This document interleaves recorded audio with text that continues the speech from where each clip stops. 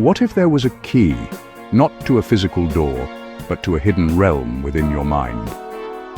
This is the story of DMT, the so-called spirit molecule. Found in plants, animals, and even our own bodies, DMT has fascinated and mystified for centuries.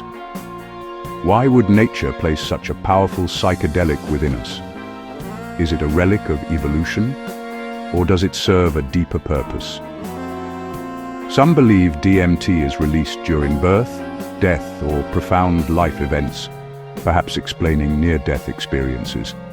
For indigenous cultures, DMT is a sacred teacher, not a drug, a guide to hidden truths. Today, scientists and seekers alike are drawn to its mysteries. What happens when you open that inner door?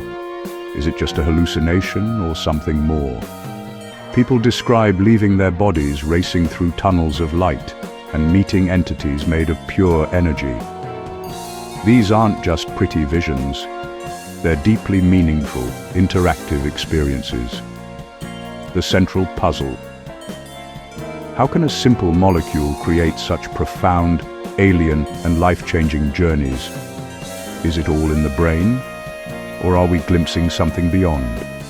The stories are extraordinary, and the questions they raise are even bigger. To understand DMT, we must look closer at ourselves and at reality itself. The journey begins here. Deep in the Amazon, shamans have brewed ayahuasca for millennia, a sacred mix of two plants, one with DMT, the other making it active in the body.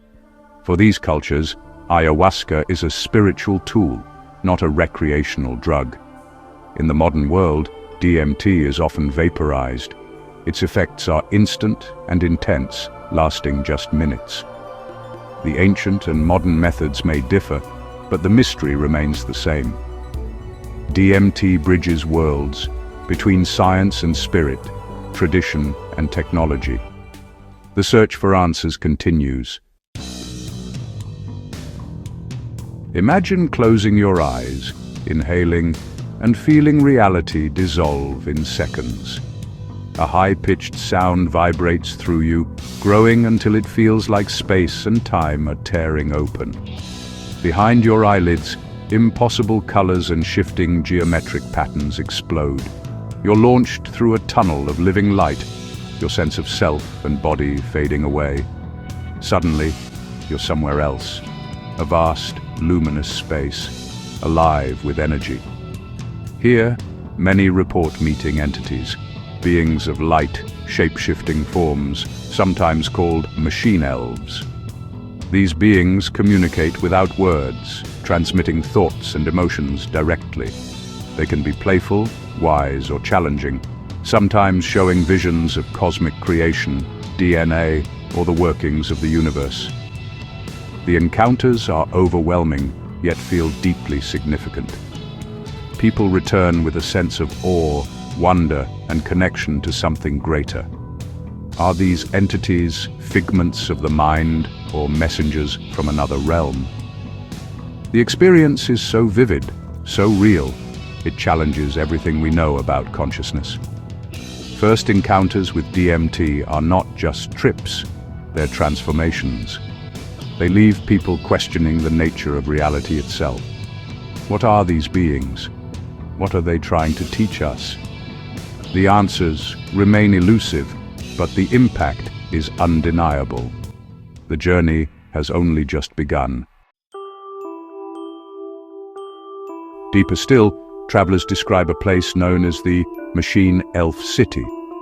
It's not a city of stone, but a living, shifting metropolis of light and fractal architecture.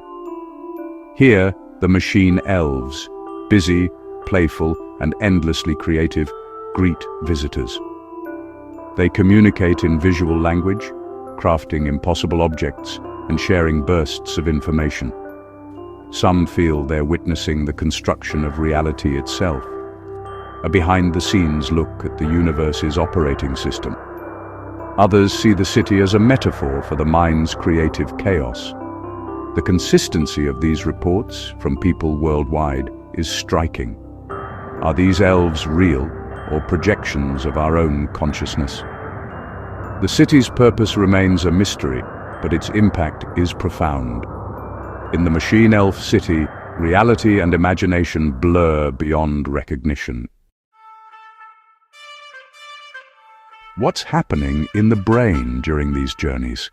Science is starting to reveal clues. Under DMT, the brain doesn't shut down. It lights up, becoming hyper-connected and chaotic. The default mode network, which shapes our sense of self, quiets down, explaining the feeling of ego dissolution. With the ego silenced, new connections form between memory, emotion, and vision.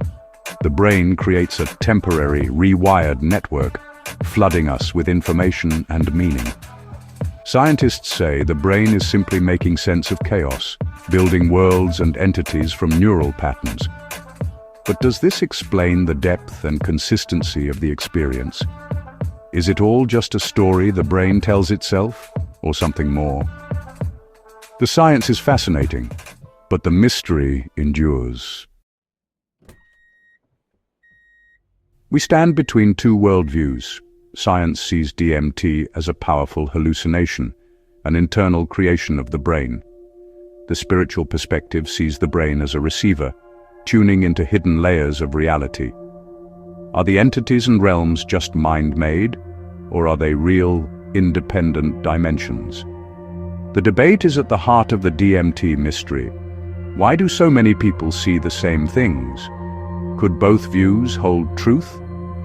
Maybe DMT reveals an interaction between consciousness and a deeper reality. Some physicists suggest the universe is made of information. Could DMT let us glimpse this raw code? The experience feels real, perhaps because it taps into something fundamental. The answer may lie beyond current science or within ourselves. Modern DMT stories echo ancient myths, tunnels of light, encounters with otherworldly beings, journeys to spirit realms. Are these archetypes hardwired in our brains, or are they glimpses of a shared, ancient reality? Sacred art across cultures mirrors DMT visions, geometric patterns, cosmic beings, and mystical landscapes. Shamans, mystics, and prophets have long explored these realms, mapping them in myth and ritual. DMT may be a modern gateway to an ancient, universal experience.